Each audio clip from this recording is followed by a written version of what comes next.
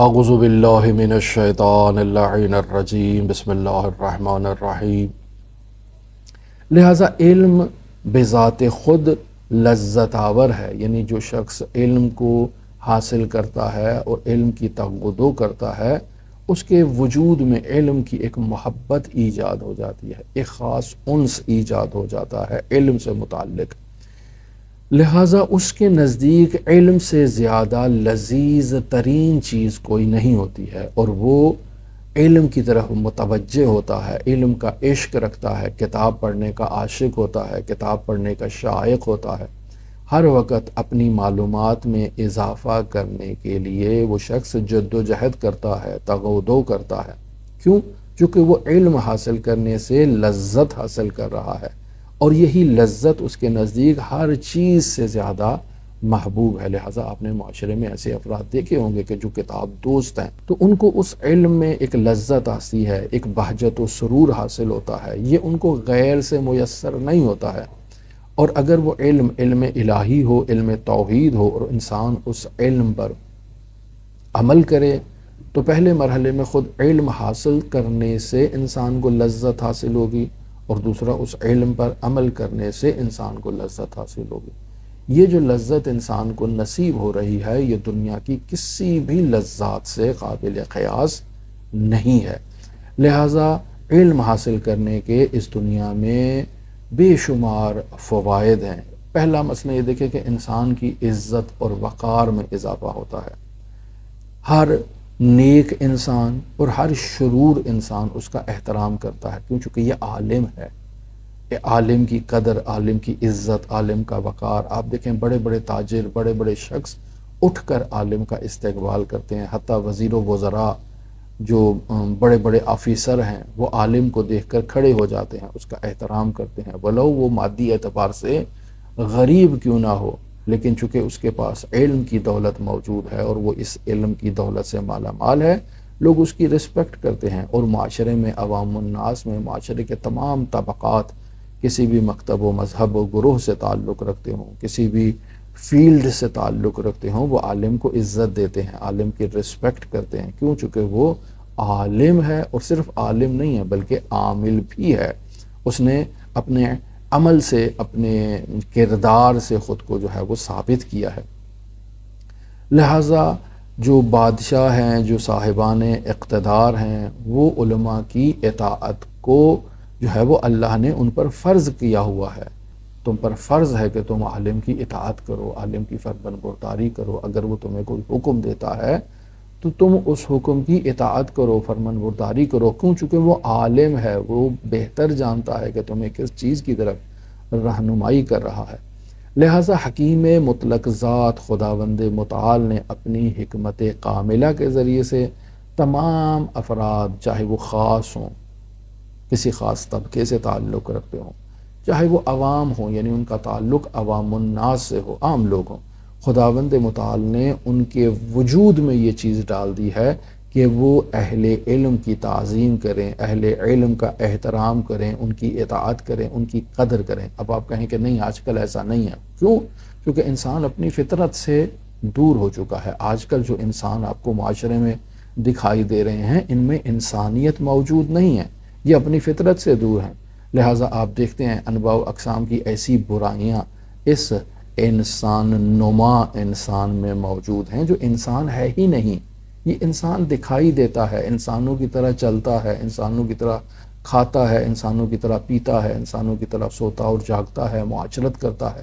یہ انسان آپ کو دکھائی دے رہا ہے، وگرنہ حقیقت میں یہ شخص انسان نہیں ہے، بلکہ خداوند متعال اس کے بارے میں فرماتا ہے بل ہم اضل، یہ اولئک کالانعام، یہ حیوانات کی طرح۔ نہیں نہیں نہیں نہیں نہیں، خدا فرماتا ہے کہ نہیں، حیوانات کی کیوں توہین کی جائے؟ نہیں، حیوانات کی طرح نہیں ہے، بل ہم اضل، یہ ان حیوانات سے بھی پستر ہے۔ یہ دو ٹانگوں پر چلنے والا اور کھڑے ہونے والا انسان نما شخص آپ کو انسان دکھائی دے رہا ہے، یہ انسان نہیں ہے۔ بس ہمارے معاشرے میں آج کل انسان نما افراد آپ کو زیادہ دکھائی دیں گے، بل ہم اضل کا مصداق جو ہے وہ زیادہ دکھائی دیں گے، حقیقی انسان کم دکھائی دیں گے۔ کیوں؟ کیونکہ حقیقی انسان وہی ہے کہ جسے خداوند متعال نے عقل و دانش و شعور کی نعمت سے نوازا ہے اور وہ اس کا استعمال کرتا ہے، اس کے ذریعے سے علم و معرفت حاصل کرتا ہے اور اپنی قوہ عاقلہ کو قوہ شہویہ، غضبیہ اور وہمیہ پر حاکم کرنے کی جو تغودو ہے اس میں مسلسل مصروف ہے۔ ایسے شخص کو عالم کہا جاتا ہے، ایسے شخص کو انسان کہا جاتا ہے۔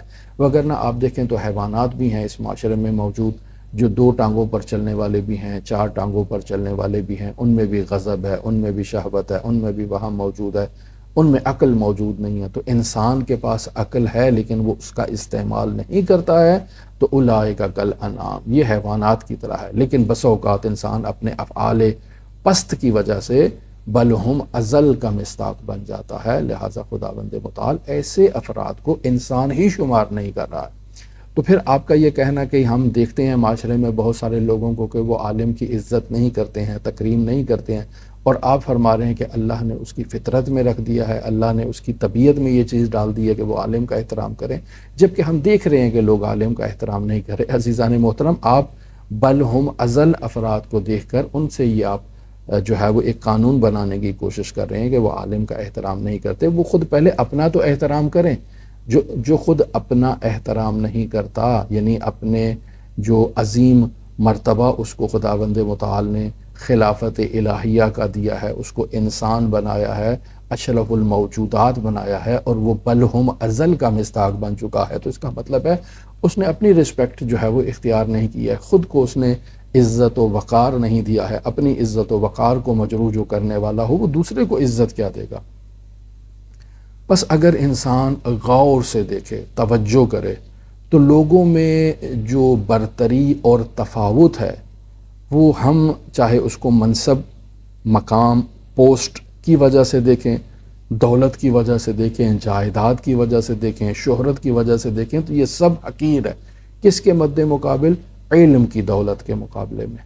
بس اصل وجہ علم ہے، ادراک ہے، جس وجہ سے انسان کی عزت اور رسپیکٹ ہے، مقام ہے، مرتبہ ہے، اور علم کے علاوہ کسی اور چیز کا علم کے مد مقابل وہ احترام و مرتبہ اس صاحب علم عالم کے لیے ایجاد نہیں کرتا ہے۔ مثلا ایک طرف عالم ہے اور وہی عالم جو ہے وہ صاحب پراپرٹی ہے، صاحب مقام ہے، صاحب منصب ہے، صاحب حکومت ہے، تو اب آپ سے یہ سوال کیا جائے گا کہ آپ اس کی جائیداد دیکھ کر اس کا احترام کر رہے ہیں، اس کی پراپرٹی دیکھ کر، اس کا مقام دیکھ کر، اس کا رتبہ دیکھ کر، اس کا منصب دیکھ کر اس کا احترام کر رہے ہیں، یا اس کا علم دیکھ کر کہ جس پر وہ عمل کر رہا ہے، تزکیہ اختیار کیے ہوئے ہے، پاکیزگی اختیار کی ہوئے ہے، اس کو دیکھ کر اس پر عمل کریں؟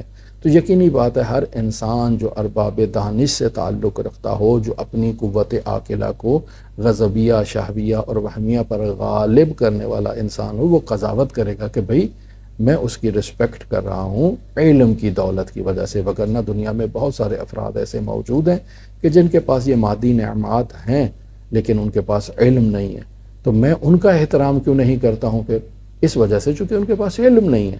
اس کے پاس علم بھی ہے اور یہ ساری چیزیں بھی موجود ہیں، تو میں اس کا احترام علم کی وجہ سے کر رہا ہوں، اس کے زہد و تقوی، اس کی پرہیزگاری، اس کی نجابت، اس کی شرافت، اس کی پاک دامنی کی وجہ سے میں اس کا احترام کر رہا ہوں۔ وگرنہ تو دنیا میں بہت سارے لوگوں کے پاس گاڑیاں موجود ہیں، بینک بیلنس موجود ہے، پراپرٹیاں موجود ہیں، مقام موجود ہے، منصب موجود ہے۔